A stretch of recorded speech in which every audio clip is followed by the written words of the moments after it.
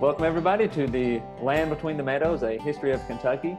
I hope everything is finding you well and you're happy and isolated, or maybe you might be going crazy and isolated. But either way, if you're listening to us, hopefully I can bring you a little bit of entertainment. Today for our Kentucky Spotlight, we have Wesley Browne, who is the author of Hillbilly Hustle, who just came out. Now, Wesley, how are you doing today? I'm doing very well, Mr. Cable. How are you this morning? Good. My kids are awake and put away in a closet. So no, my wife has them under control at the moment. So hopefully we don't get any surprises. I don't know. Have you ever seen? I would love CNN. Yeah, the CNN with the kids. I'm hoping for that. As soon as you said you had kids tucked away somewhere, I'm hoping they turn on like that. Yeah. That was one of my favorites. I joke a lot and say that my roommates are driving me crazy, and my wife works at a hospital in Rockcastle, so I am in charge all the time. So it gets a little interesting. But Wes, you are the founder of Page and Pints, and you also own Apollo's Pizza in Richmond as well. I'm one of the co-owners. It's basically two families, and then our GM is a partner. Yeah. And I do a lot of the. I'm not there on a day-to-day basis necessarily, but I do a lot of the management from afar, and I check in with our GM all the time, so that I'm sort of her main contact point for running the place. And also, you run a law office in Richmond as well. You have your hands in a lot of pots, don't you? I keep busy. My bread and butter is Brown Law Office in Richmond. I've practiced law in Richmond since 1999. I came to Richmond, actually. I moved to Richmond because I took a job as an assistant county attorney, and I was a prosecutor. And then my wife is also an attorney, and it's kind of complicated, but for me to be a prosecutor didn't really work with her in town because she was conflicted out of so many cases. And I went out on my own, and I have been in solo practice in Richmond since 2000. Yes. My next question was just, explain what your connection to Kentucky is, because this is a Kentucky history podcast, so we have to be a little bit more, I guess, about Kentucky in some sense. I am not a native to Kentucky. I moved to Lexington in 1996 to attend University of Kentucky College of Law. And met my wife there. She's from Lawrence County, Kentucky. And I never had any notion of leaving after I got here. I love Kentucky. And so I took a job in Madison County in 99 and moved to Madison County in 2000, early 2000. So I've been here since 96. And a couple of years ago, I realized I'd lived more than half my life in Kentucky, but basically my whole adult life. Yeah. I wasn't raised here, but I'm pretty entrenched at this point. This is my home and has been for a long time. Where are you originally from? I grew up 15 miles north of Ann Arbor, Michigan, and did my undergraduate in Michigan. I graduated from a little school called Albion College, and there is an attorney named Jim Westenhofer, whose practice is a block from mine. And it's kind of behind mine. And when I first got to town, when I first met him, he asked me, a little bit about my background, and I said, I got a undergraduate degree from Albion College. Albion College has about 1,600 students. That's the whole enrollment. Oh, wow. Yeah. My high school. And I said I went to Albion College and the University of Kentucky College of Law. Jim Westenhofer also graduated at Albion College and University of Kentucky College of Law. The odds of having two people with those two alma maters a block apart in Richmond, Kentucky is incredibly low, but there you have it. That is. So you've been here for a while now. So as a Kentuckian or a lifetime Kentuckian, I can accept you here as a Kentuckian on one condition, and this is a make or break. Oh, I hope I pass this. Who's your favorite basketball team? Mine? Yes. College. UK. Okay. All right. You're in. Okay. Thank you. No, that's I mean, nothing against Louisville. I know. I think that's one of the differences of being born and bred. I don't hate Louisville the way a lot of native Kentucky and UK fans do. I didn't like some of their coaches at all. In fact, I really disliked a couple of their coaches. Those coaches aren't there anymore. Yeah. But no, I love UK, and that's been. I have a degree from UK, and that's my team. Interesting. All right, football too. I mean, Stoops. Oh yeah, football too. And as a matter of fact, in addition to Apollo Pizza, we've got the Apollo Pizza locations. We've got one over in Irvin called Steam Engine Pizza Pub. It's a pizza shop and a little music venue in there too. And speaking of all doing too much stuff, I book the music venue, which is something that I really enjoy doing, but it's a little bit of a hassle. No shows right now. But we have a barbecue place over there called House of Q.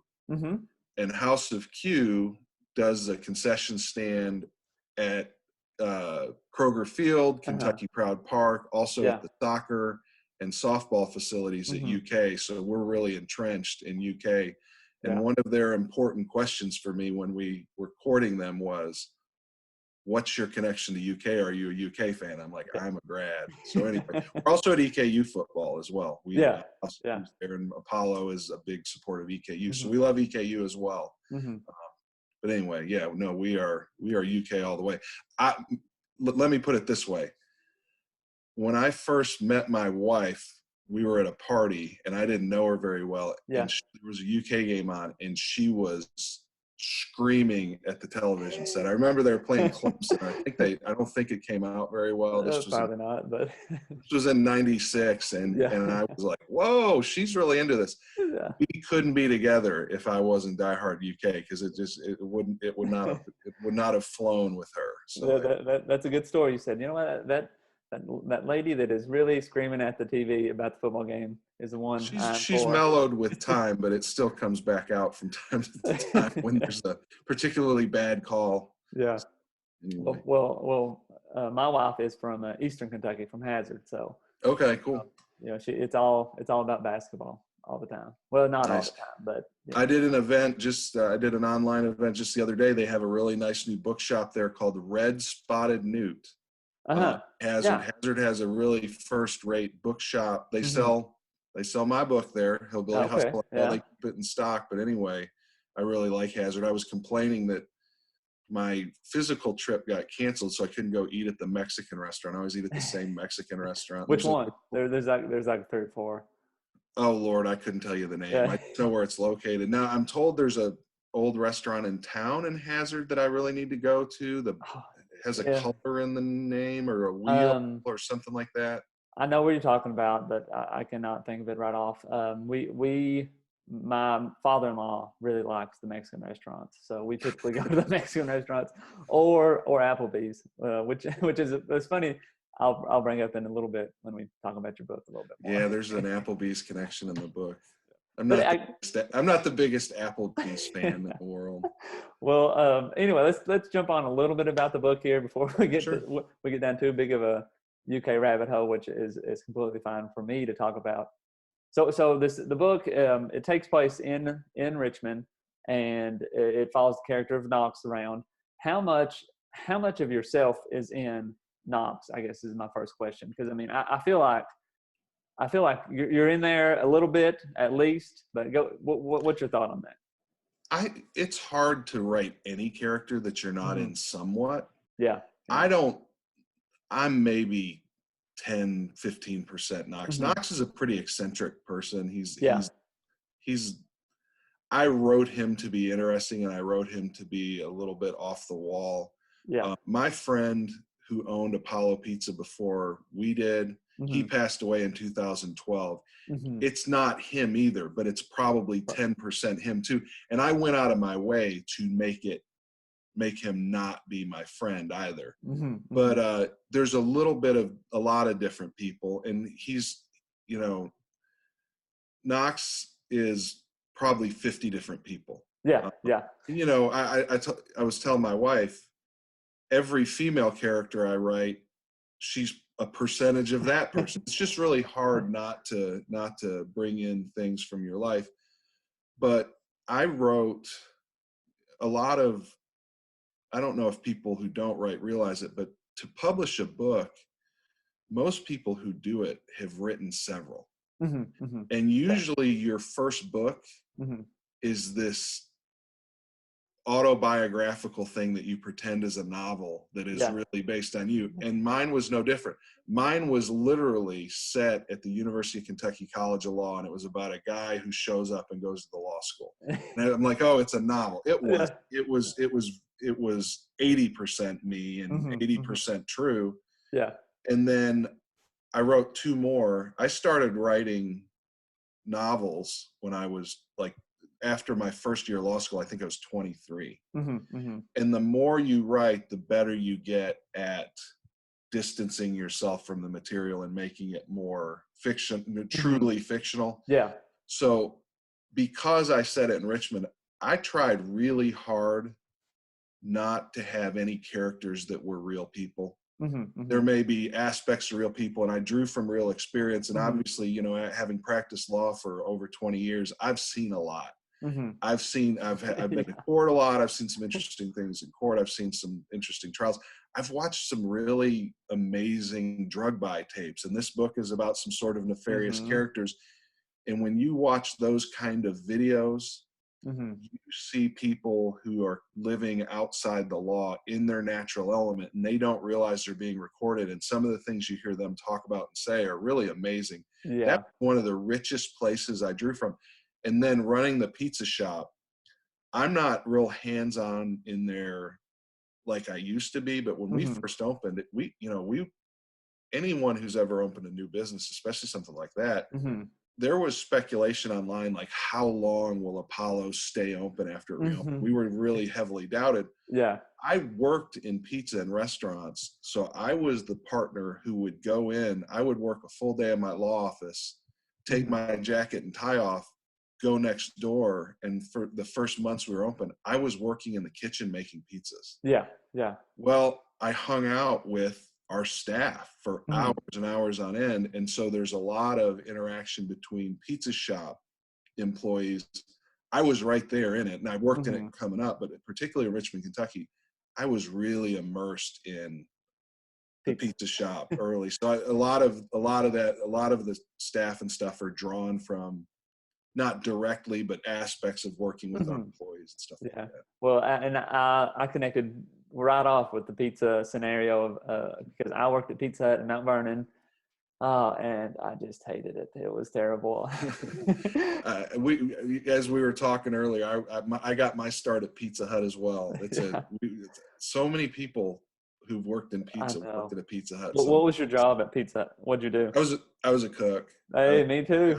I wasn't qualified for much more. I was in undergrad at the time. I was pretty distractible, so that was about the highest level job I was fit for, was cook. Which, you know, cooking in a pizza shop, actually you have to stay pretty sharp. There's a lot of moving parts, and you got to get the toppings right, and you don't always, and you hope you do, but it's not thoughtless work. You actually have to concentrate pretty hard. You got to weigh your vegetables here on the scale, throw them on there, even them out, make sure they're all spread. You don't want to overpopulate one. Well, did you use the saucing or the cheesing rings? They had like the rings that you put the toppings on. Did they have those at that Pizza Hut at the time? They were plastic and they went in the pan.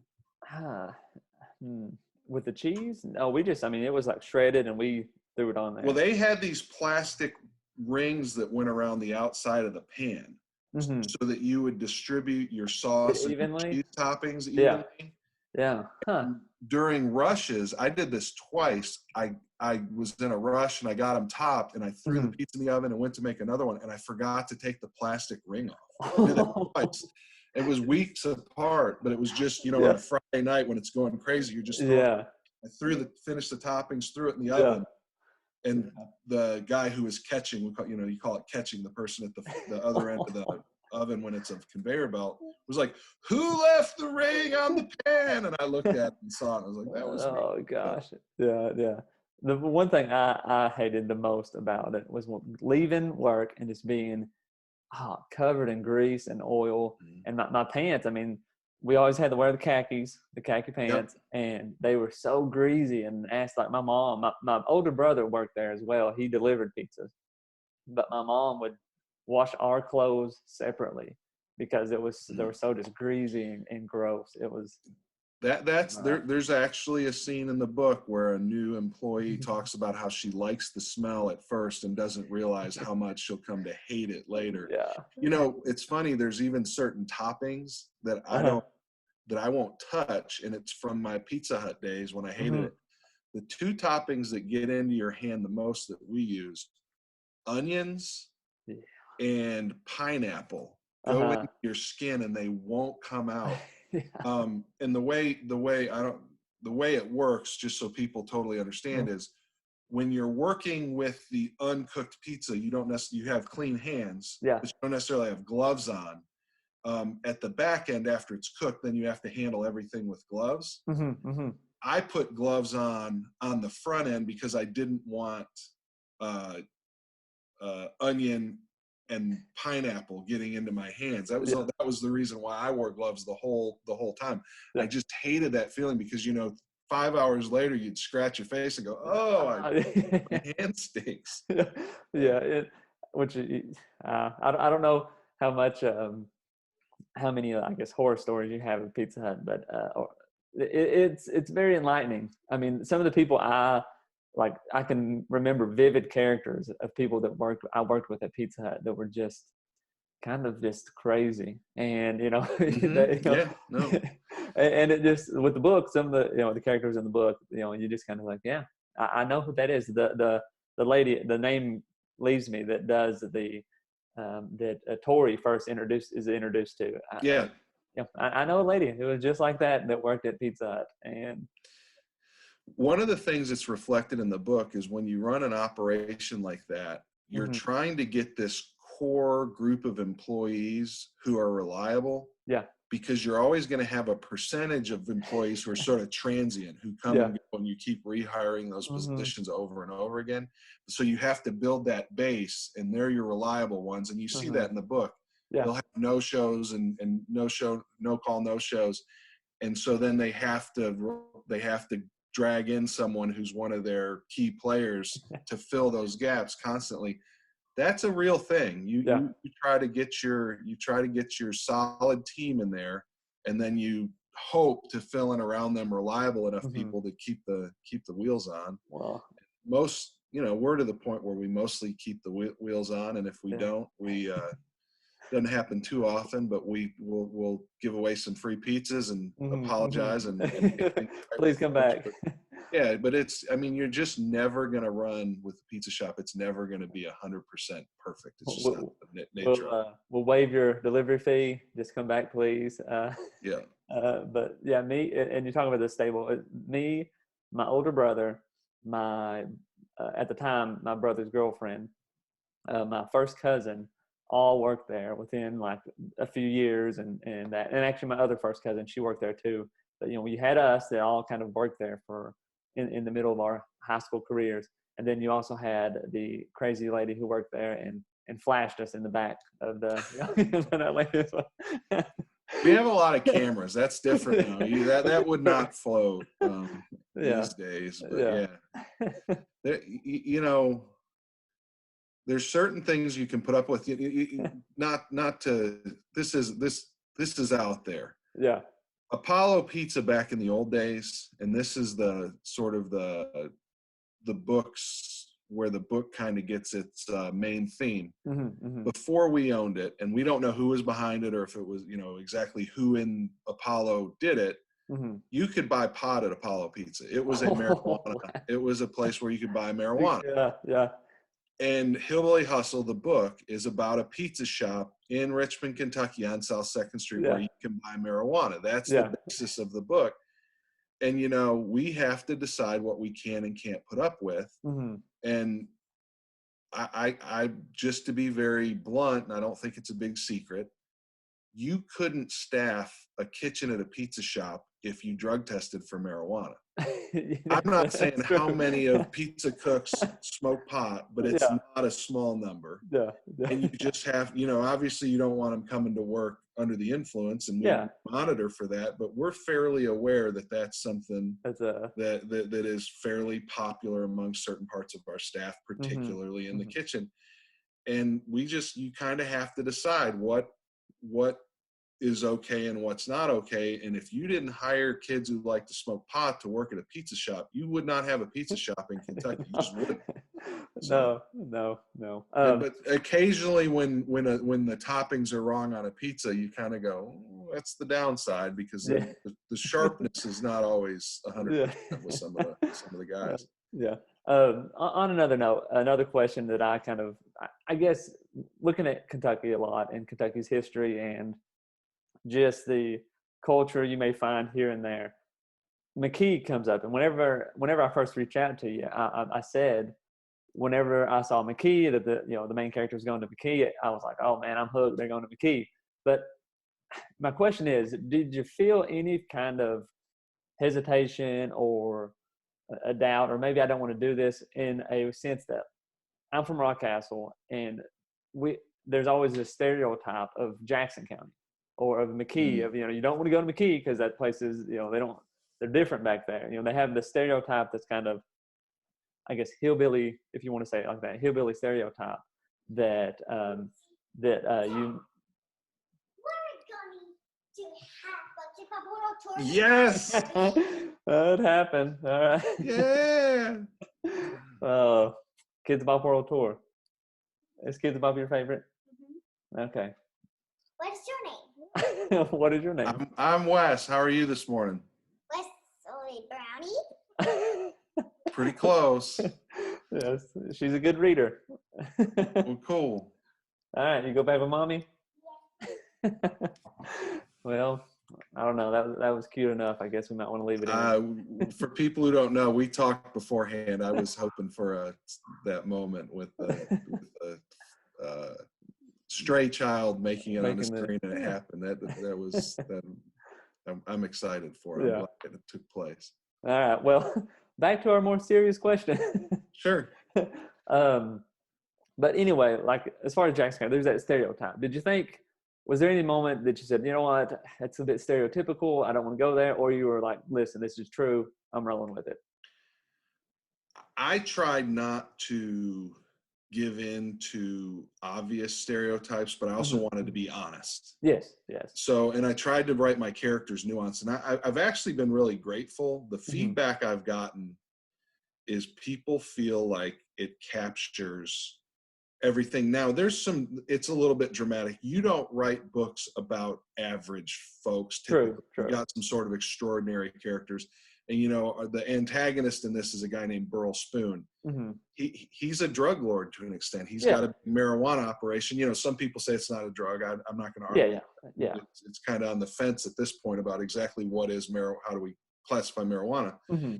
But he's in essence a drug lord, and he's pretty flamboyant, and he's got some folks that work for him who are pretty nefarious. Mm-hmm. But I also try to cast Jackson County and McKee in a positive light too. Every place sort of has its upsides and its downsides, and there's great things about McKee and Jackson County, and there's flaws about it. Oh, yeah. I love Jackson County. I love going to Jackson County. Mm-hmm. I've spent a lot of time in Jackson County, McKee, Sand Gap, other places. Mm-hmm. And one of the reasons I could write about it is because I've been there a lot.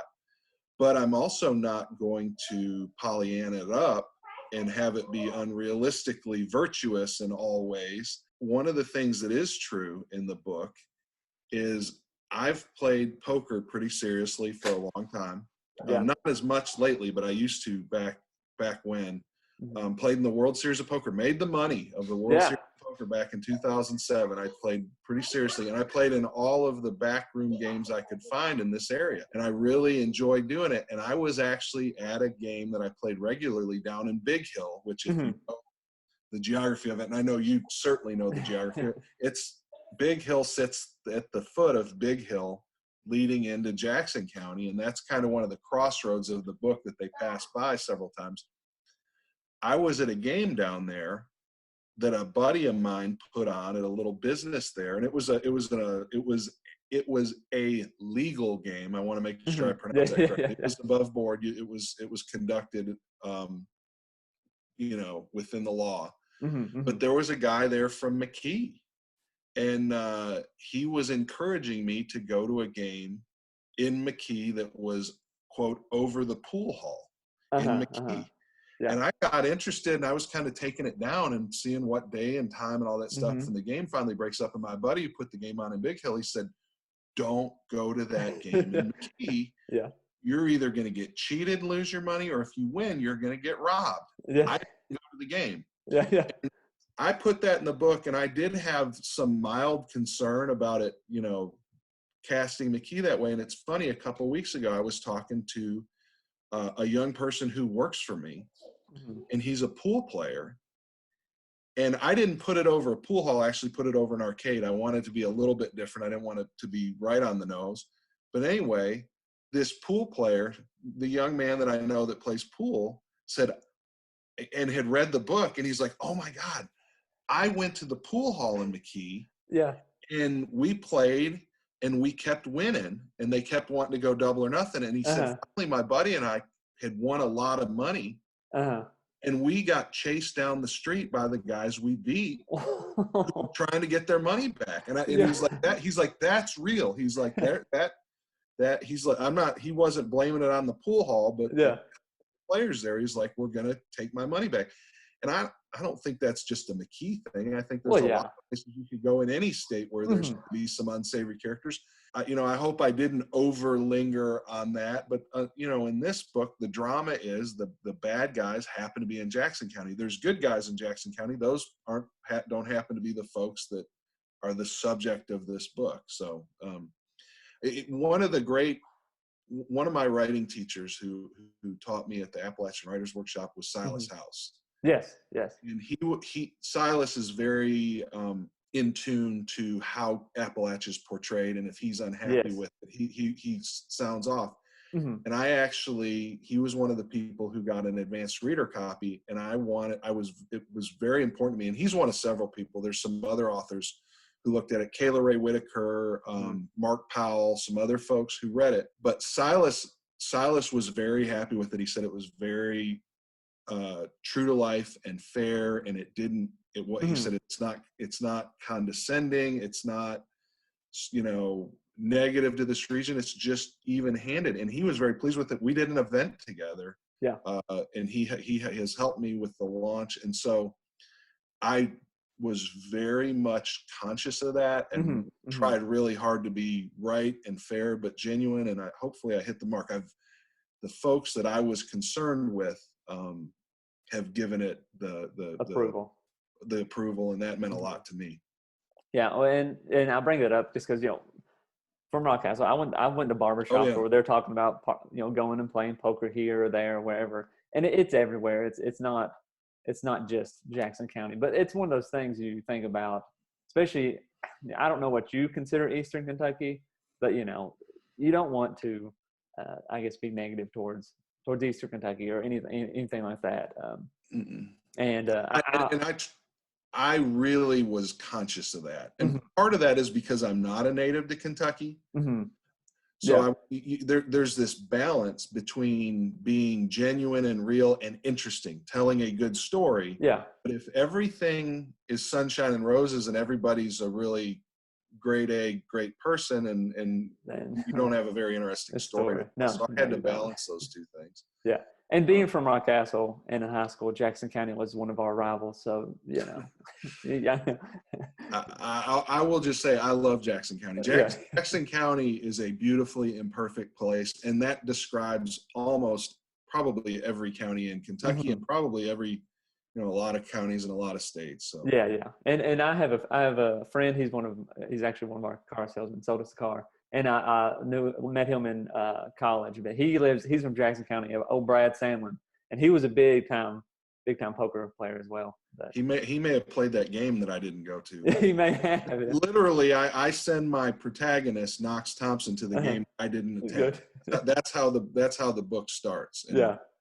And you know, it's interesting too. We're talking about Kentucky history. A lot of people don't know that an extremely famous author who wrote about pool, notably, and you probably know, you may very well know who I'm talking about. He's buried in the Richmond Cemetery as Walter Tevis. Are you familiar with Walter Tevis? I'm not. No. He wrote The Hustler. He wrote The Color of Money. He wrote The Man Who Fell to Earth. All of those are. Oh, okay. And he has a book called The Queen's Gambit, and it's going to be a Netflix movie. It's set in Kentucky. It is about a chess player named Beth Harmon. And when I wrote the poker scenes in Hillbilly Hustle, I used the way he wrote about chess and pool very heavily. And actually, I name dropped Beth Harmon. They talk about chess at one point, and I'd slip her in there, kind of an Easter egg. He is buried in Richmond Cemetery. I actually have a map to his gravesite, but he is a really one of the great American authors that maybe doesn't get quite the amount of recognition he deserves. He wrote 5 novels, and 4 of them have been adapted to films. That is really that is. It's amazing, and he's a a guy from Richmond. Yeah. He lived all over, but his roots were Richmond. So. Yeah. Well, speaking of Easter eggs, as I've read this book, there's many I've ran in here. It's like, oh, I got to write that one down. We got to talk about that one. And the big one, and I don't know if this is a Kentucky thing or what, but salmon patties. I love salmon patties. That was Knox's parents are not my in-laws. Yeah. Not my parents either, but I drew from my relationship with my parents and my in-laws pretty heavily when I wrote Knox's parents. And my wife's family she grew up in Lawrence County. A lot of her family's in Martin County. And I've eaten a lot of salmon patties at those houses, and I like them. They're good. But the level of excitement that they have around making salmon patties is tremendous. For some of them, it's a big deal on salmon patty night. And Knox's parents really, really like their salmon patties. So that was something I lifted from real life and my family. Yeah. Well, I mean, my grandma makes salmon patties. My mom made salmon patties when I was little too, but even to this day, my grandma was like, she's 79, I think, right now. And we typically go to her house every Sunday still and eat. And at least once or twice a month, it's salmon patties. And I mean, they're good. I don't know why, but that was something, especially with food and culture are so inextricably linked. And that was something that I tried to do at different points. There's another point where Knox goes to a gas and grocery in Jackson County and gets a fried apple pie. And if I find a fried apple pie anywhere, I buy it and I eat it on the spot.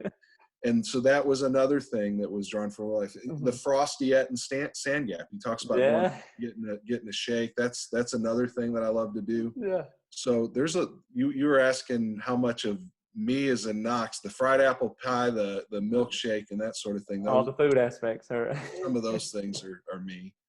Now let's move on to Applebee's, man. And just the Richmond Applebee's is terrible, and always has been. Well, it's closed now, right? It's done. Apparently that building is just a wreck. I don't guess they've torn it down, but it was in rough shape. But yeah, they finally closed it. Knox, there's a scene in which Knox speaks unkindly of the Richmond Applebee's, and I don't want to give it away because it's a lot of people like that scene and like that part. So we'll just, hopefully folks will go out and grab the book and they'll check it out. I laughed. That was the biggest laughs for me. I laughed out loud the most because at EKU, oh man, it's just the Richmond Applebee's was terrible. I mean, there was nothing about it. It's terrible. One of our judges. A lot of times when you do court, you'll go to lunch with the judges and the prosecutors and the defense attorneys. All go to lunch together. I don't know if the general public knows that, but I guess they see it from time to time. Bill Klaus was our longtime district judge, and then, was our circuit judge, and he liked the all-you-can-eat salad and soup bar, not bar, but salad and soup that you could get at Applebee's, and he would always have us go to Applebee's. And you don't say no when the judge picks the lunch spot. So that was Bill Klaus was who took me to Applebee's. He's a lot, and I never I never said anything. We just went. He's really into Kentucky history, so he may watch or listen to this podcast. Judge Klaus, that was for you. I did not love Applebee's. I went for you. I hope you knew that. I will say that the Applebee's in Hazard is a lot better as far as service and that aspect of it. But I have terrible memories going to Applebee's at Richmond.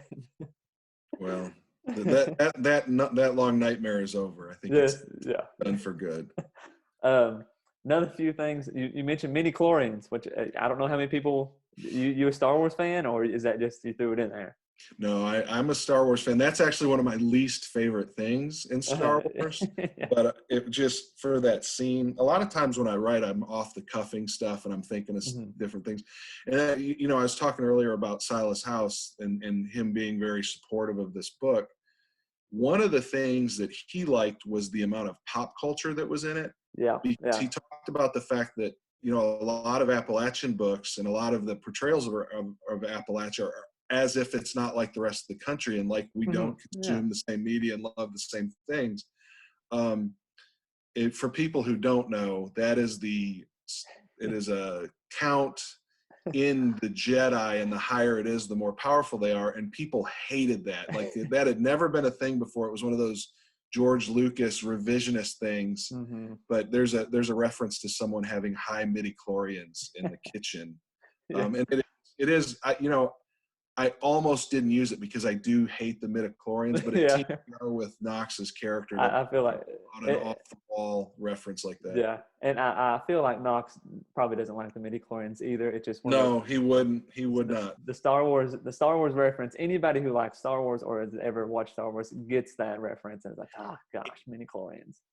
It's intended to be him being sort of derisive of it at the time. If whether that comes across to people, I don't know. Yeah. Star Wars fans probably get it though.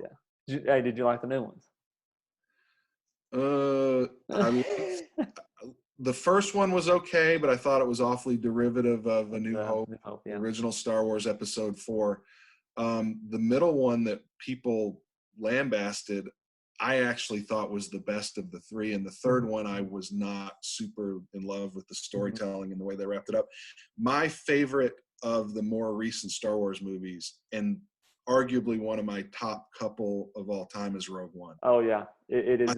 Oh man, I think Rogue One is phenomenal. It's funny. I actually, in the room I'm in, I have the little Rogue One Funko bobbleheads that I keep nearby, and they were in this room a couple days ago, but I don't think they're in here anymore. Yeah. It was really good.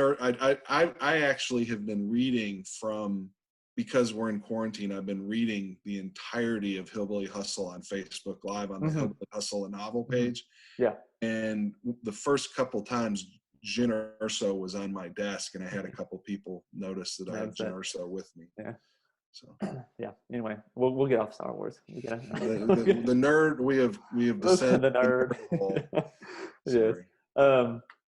Well, the other thing, and I guess this book has hit me a lot because it's in Richmond, and I was a college kid. I lived in Lexington and went to college in Lexington for a while as well. But I did most of I finished up at EKU and did my grad school at EKU. And I think that if anybody who has been in that area or from Kentucky, you're going to get something out of the book for sure if you check it out and read it. I appreciate it. I guess we'll get into the writing process, if you want to call it that. I actually, teach writing at Crowd Orchard, but I'm a fifth grade writing teacher. So we don't get into too much. We talk about storytelling and this and that, but we talk about it, writing opinion. These are still wee lads in writing. But as far as writing goes, how do you plan it? Are you let's jump into it, this is my plan, this is going to happen, this is going to happen? Or are you let's just start rolling and see where it goes? I'm decidedly a let's start rolling and see where it goes kind of person. But I don't outline. Yeah. But I have a beginning and I have an idea of my characters and I have a vague idea of the ending. But I'm one of those folks, and for me, this is the only way I can do it, is it's kind of one of those nerdy writing things to people who don't do it. But as you write a character, you get to know them better and better and better. And there comes a point when, and if you read books or watch movies, you can feel this. when a character does something that seems really out of character, it really messes up what you're seeing, and you feel it. You can tell, like in movies, when the studio got involved and changed a character in a way that the creatives didn't like. Yeah. So to me, for the way I write, I can't plot it out too much because I have to kind of get a feel for how would this person interact with the world and what choices would they make. Yeah. And it comes out a lot better if you're stumbling on it yourself in the time and kind of saying, okay, how would they behave here? And, a lot of times there can be 4 or 5 ways they might react.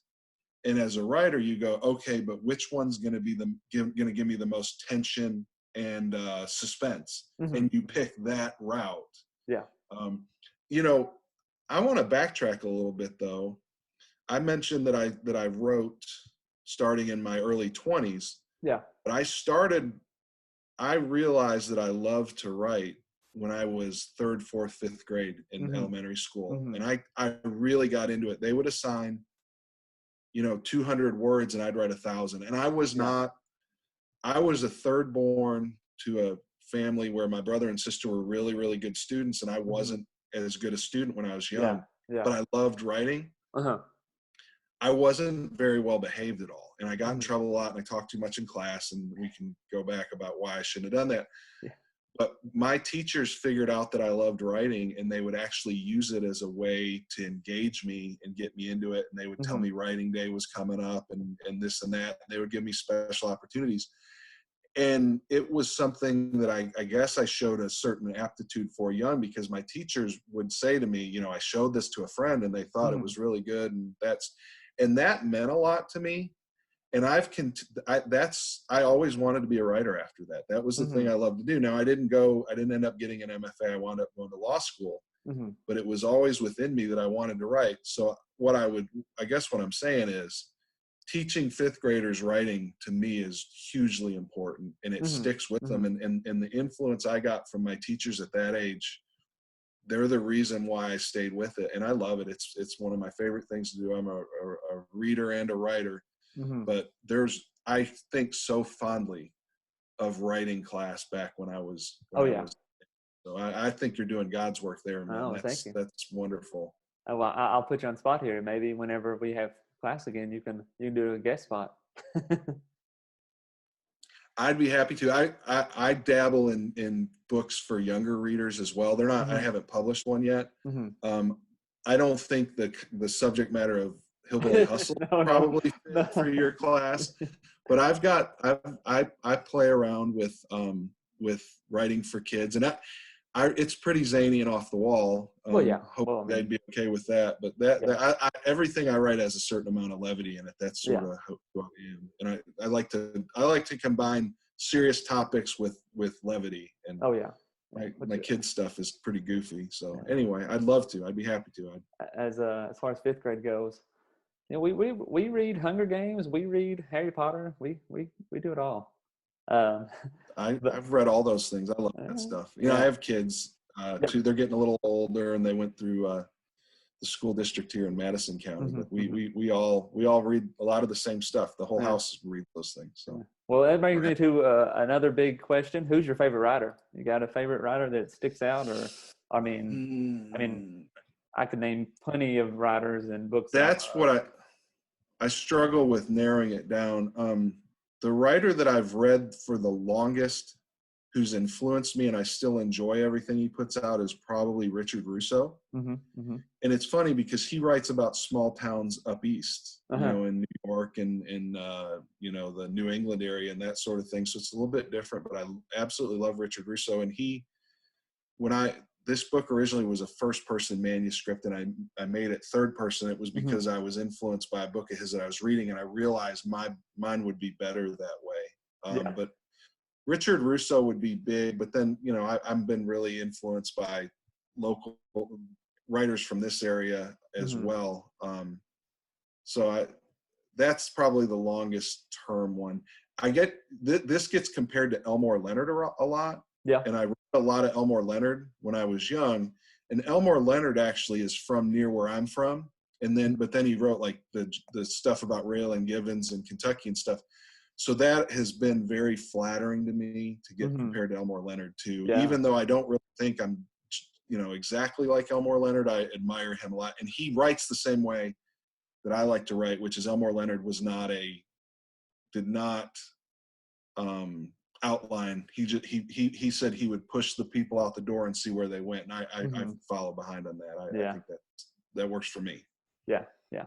Well, and another Easter egg, you mentioned J.K. Rowling and Harry Potter and that, and that was like the big thing for me. Like I was a good student, all that, and I just wasn't like, I didn't really try my hardest in school, and I didn't really like reading until I read the first Harry Potter book, and then I was enthralled by that. I read all those, and ever since then, I'm a big time reader. I like to read for fun. I read a lot of Star Wars books as well, but and then on the flip side, I try to read historical books and those as well. And it's just one of those things. If I feel like everybody, if you can get them with that one book, then they'll jump in, and but that's the hardest thing.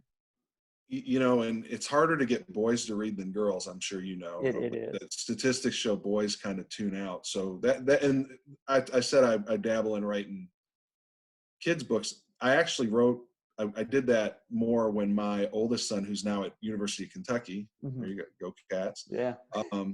But anyway, I wrote stuff that I thought he would enjoy. That's why I wrote it. But J.K. Rowling, to me, is under any standard one of the greatest living writers there is. Harry Potter is a masterwork, the whole thing is, but she's also proven since publishing those, she's written, novels for adults, and they're phenomenal too. She just is one of the greatest living writers, no question about it. And the Harry Potter series is a gift. The movies have maybe lost their way here a little bit lately, but you can't be perfect. Yeah. Well, anyway, we won't nerd out about Harry Potter here. We've already hit our Star Wars. But people are going to tune out if they. Anyway, do you have any future writing plans as far as books, that sort of thing? I assume yes. Or maybe not at the moment. I know you had a tour planned, and that kind of got decided. But anything else as far as writing goes? Yeah, I was supposed to go. I had 27 tour stops, and I got 3 of them in before quarantine hit. And I'll put together as much of that as I can after the fact. Hopefully we can get the things sorted out in the country and everywhere, really, and I can still go out. But anyway, I had started writing a follow-up based on the antagonist Burl Spoon, who is our guy in Jackson County, our marijuana growing sort of local drug lord in Jackson County, and it's called Spoon, and I have it about half done. But I will admit, here recently, and since I've gotten more and more feedback on the book, people really like Knox, and I'm asked to continue his story. And in the last couple weeks, I have an idea of how Knox's story would go on, and a new story for Knox that I may try to write that. We keep coming back to the idea that there's I'm interested in kids stuff. I do have one kids book that is done that I need to probably get back on. I don't know if you're familiar with an author named David Joy, but David Joy is a pretty well-known author out of North Carolina, a good Appalachian author. Yeah. And he blurbed Hillbilly Hustle, and he liked Hillbilly Hustle. But I have a children's book, and he asked me to send it to him. I did. His reaction to that was better than anything I've ever sent him. He really liked it. And I have a sister whose favorite thing I've ever written is this kid's book, and it's goofy, but I think I'm going to try to pursue that as well. Now that I've got some irons in the fire. But anyway, some people golf, and some people play canasta, and some people, hunt morels, which I'm not saying I don't do any of those things too, but those aren't my main interest. I write. I love to write. That's what I do. It's not I have 2 different jobs that I do. and it's not one of my jobs, but I take it very, very seriously. Mm-hmm. And I try to do it as professionally. I think I'm a professional at this point. I published a book. Yeah. I'm going to get, it's West Virginia University Press is my publisher, by the way, if people, mm-hmm. if I put that out there. But anyway, I'll keep doing it. It's what I love. Like I said, I fell in love with it when I was in grade school, and I still love it to this day. I'm 46 years old, so it is with me. That's something you're going to keep doing for sure. No question. Yeah. I don't know. Who knows if I'll publish anything big again, but it's not because I'm not writing, because I'm going to keep writing. Yeah. All right. Now, I mentioned to you taking a history quiz, because this is a history mm-hmm. podcast, so we got to incorporate a little bit of history. Are you ready? I don't know if I'm ready, but we're going to do it anyway, so let's go. All right. Well, it's just 5 questions, so it's not too hard. It's all good. I hope I get one of them. Okay. So, and of course, it's centered around Kentucky, and more specifically, just Madison County. So we're not even, first question. Are you ready? I'm ready. Who is Madison County named after? James Madison. Yeah, 1 for 1. You got it. Nice. Which, if you're wondering, typically the first counties that are settled in Kentucky were settled by big time revolutionary people. I mean, that's just the way it is. Now, if you follow Kentucky's history a little bit, all those people who first settled the counties mm-hmm. in Kentucky, as you go west, those counties are named after the people who founded like the central Kentucky and those kind of counties. We were originally Virginia, right? Mm-hmm. Yep. Did we have the county names even when some of the counties were named even when we were part of Virginia, correct? Well, yes. So first, originally it was Kentucky County, Virginia. Okay. And then it was also Fincastle County, Virginia. But then once more people started settling, they divided up Kentucky into 3 counties, which is Lincoln, Fayette, and Jefferson. And those were the first 3 counties, but they were part of Virginia. Now, once Kentucky became a state, which is a question I'm going to ask you, what year did Kentucky become a state?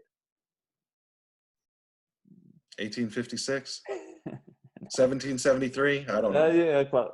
1792. So in 1792, I've seen that a million times now that you say it too. Yeah, Columbus sailed the ocean blue. No, that's the wrong song. I'm joking. Man, that's one that if I had taken my time with it, I knew the first one was wrong. That was way too late. Yeah. When was UK founded? That's the one that I get. That's there. That if people say it, I go, oh yeah, that's right. And I'm not too sure on that one. 18 something, I think, but it was fairly early. Maybe that's the 1856 I'm thinking of. I don't know. Anyway. Once Kentucky became a state, a lot more of the counties were broken off and was formed. I did save the what year Madison County. Wait, what was my first guess? 1856. That's like right before the Civil War. That was a terrible guess. That's just awful, man. Next question is, who founded Richmond? That's a tough one. Johnny Richmond. No. Who founded Squire Boone? That's a good guess, but no. Colonel John Miller. And I've heard that before too. If this was multiple choice, I think I would fare much better because the outcomes I'm going, oh yeah. But now, pulling them out of my head, no good. Next question, and it's a trick question, but with the question I just asked you, you should be able to eliminate. And if you just think about it, who is Richmond named after?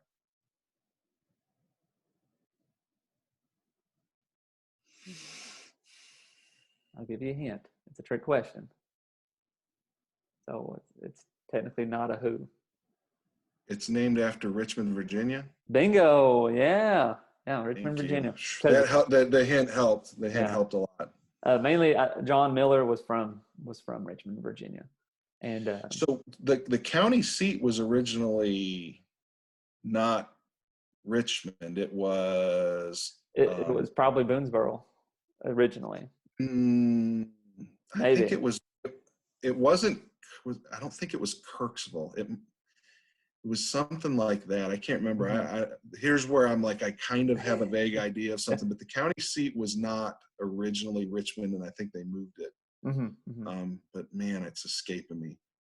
Yeah, Google would tell me, but we can't do that now. That's cheating. You can Google. Well, I mean, it's not a question, but. All right, I've got 2. Okay, I'm feeling pretty good about it. Let's see. So 2. How many? Well, I just got 1 more. 2. All right. Okay. You're batting 500, so let's see if we can get this. But this one is. I'd like to be over 500. I don't want to.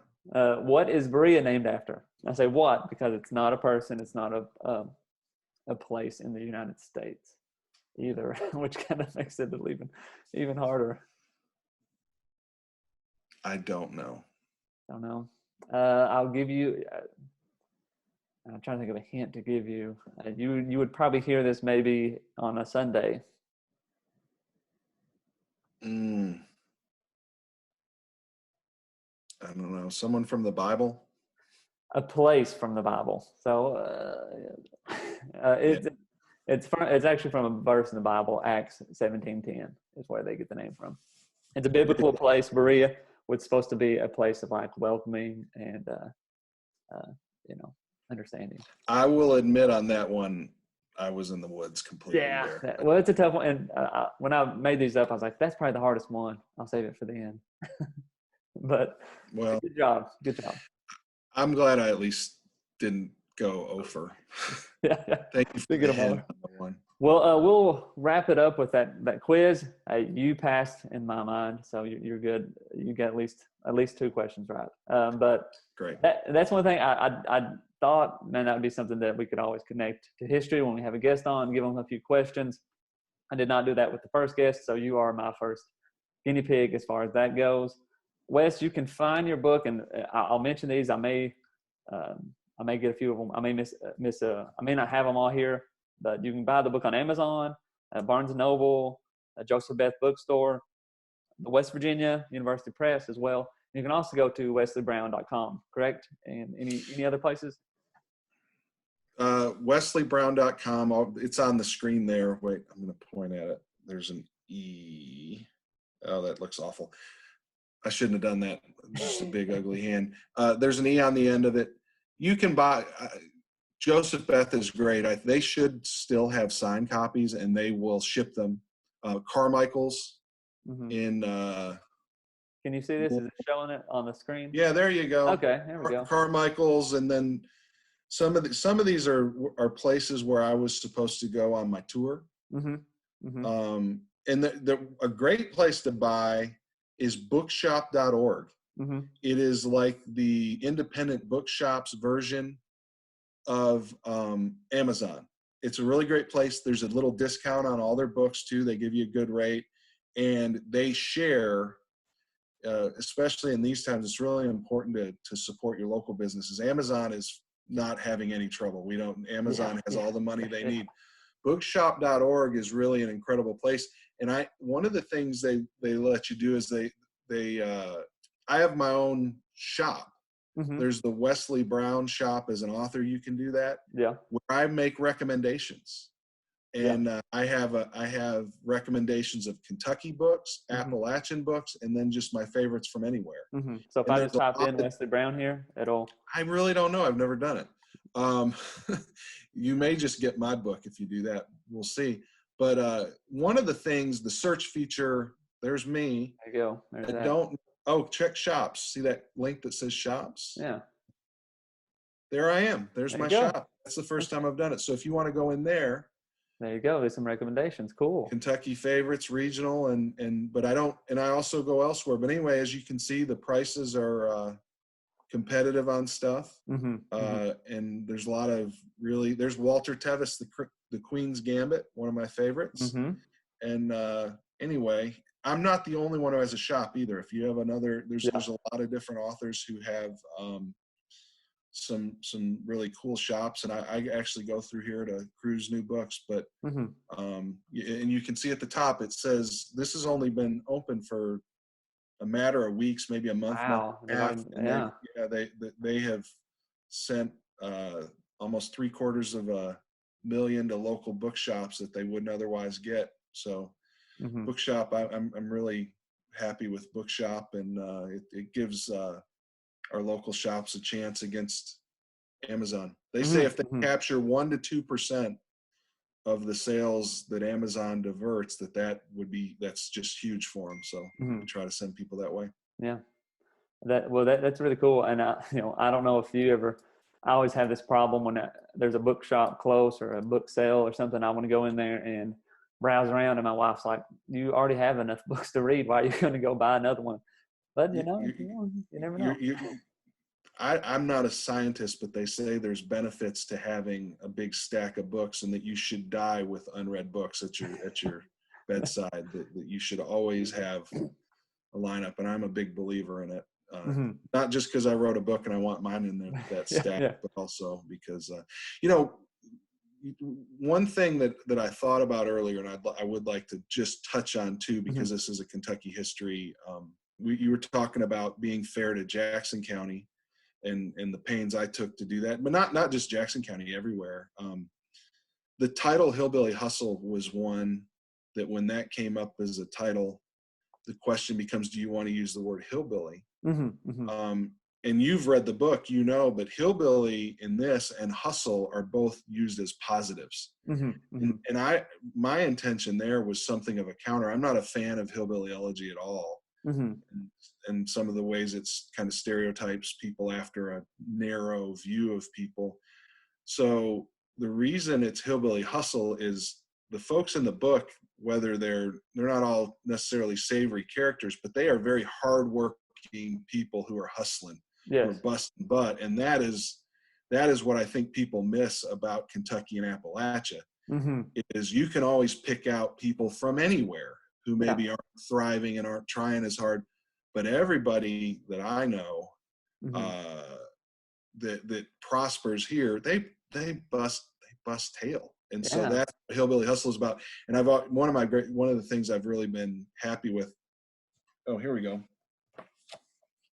It's a rough copy, but the cover art that they did kind of has some swagger to it and some exuberance, and that's what we were going for. And I didn't do that. A guy at West Virginia University Press, their designer, did that, but he captured the spirit of it. And people who've read it know that the spirit of it is a sort of positive, exuberant thing.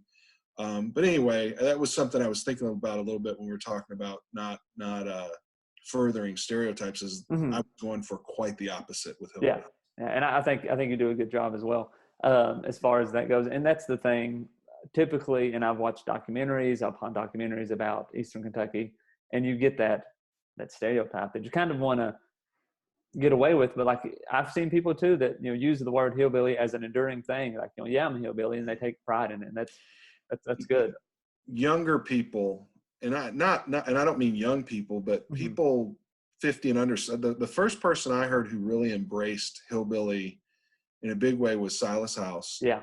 Not alone. Younger folks don't see it as a pejorative. They own it, and they take it as sort of a badge that they like. And that's the intention of Hillbilly Hustle. Yeah.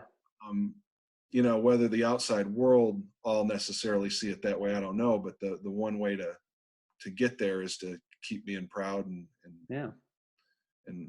own it. So, well, and that's one thing as far as this podcast goes. I'm trying to tell the stories of Kentucky, because there's so much more than just hillbillies in and you can get even more. Like, Kentucky is such a divided, like, culturally, like it's different. The geography is different, and overall, but I love Kentucky because I'm from Kentucky, I guess. But there's a lot to be told, a lot of stories, and connecting to books that are telling stories in Kentucky is just I don't know.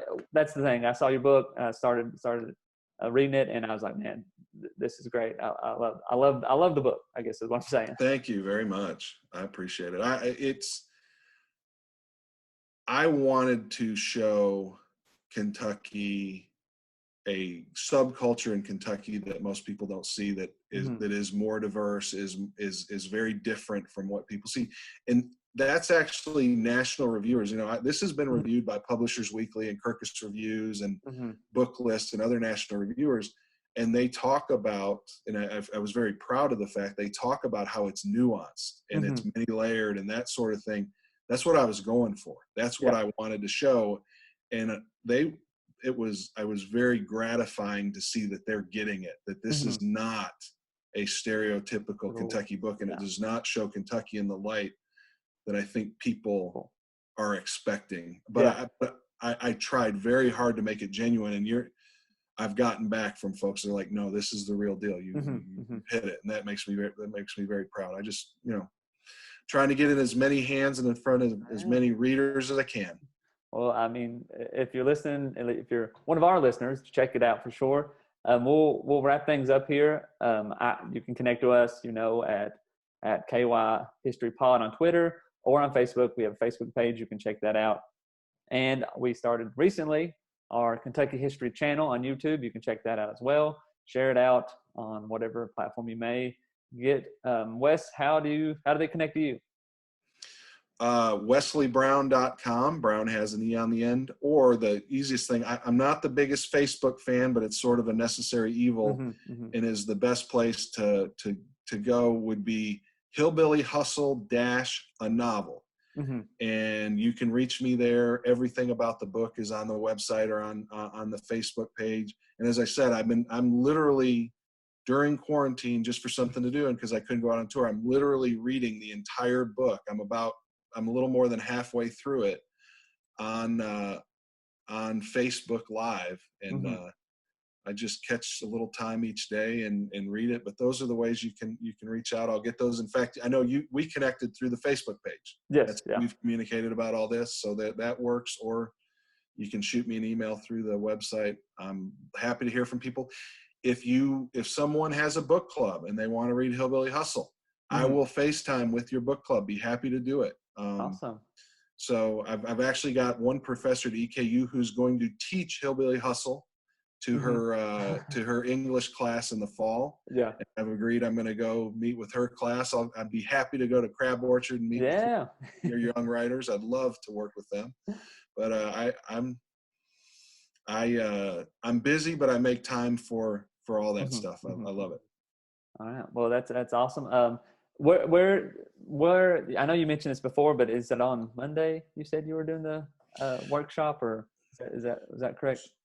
Yeah. So Monday, this Monday, April 20th, 4/20, which is appropriate if you track the fact that the book involves marijuana. I did not put it together, but that is. So Apollo Pizza, it raises money for and sponsors a scholarship to the Appalachian Writers Workshop. That's at the Hyman Settlement School. That's something that was really important to me. I went for 5 years, and I still go back, not as a student anymore. But it's really a wonderful event and a great place.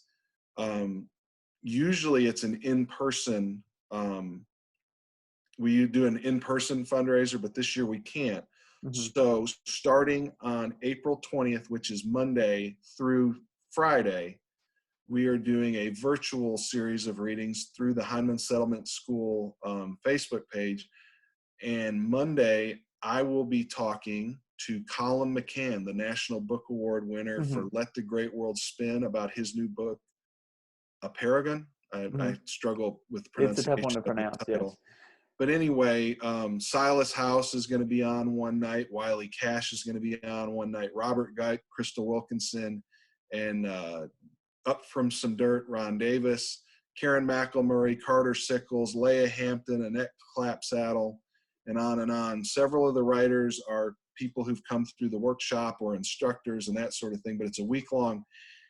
There's an auction of signed books and stuff that is just amazing, the books we have, and then you can donate too, but it's kind of like a telethon and an auction.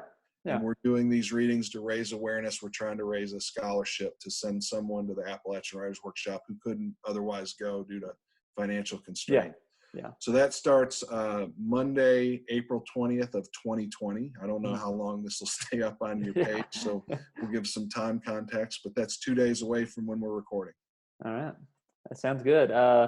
Again, thank you for listening. For all those people out there, highly recommend you check out Hillbilly Hustle, as well as the writing workshop that's coming up. That's all on my end. You got anything else, Wes? No, thank you, Jameson, for having me. Thank you for doing the good work and the Kentucky public schools. There's no more important job, and we all really appreciate it. And I went to public schools. My kids go to public schools. It's huge. So thank you so much for doing it. It's awesome that you're teaching young writers, and I'm very much happy to come on your podcast. All right, thank you so much. And with that being said, I hope you're staying safe, keeping your sanity during this wild quarantine time, and I guess we'll see you next time. Thanks for listening. See y'all.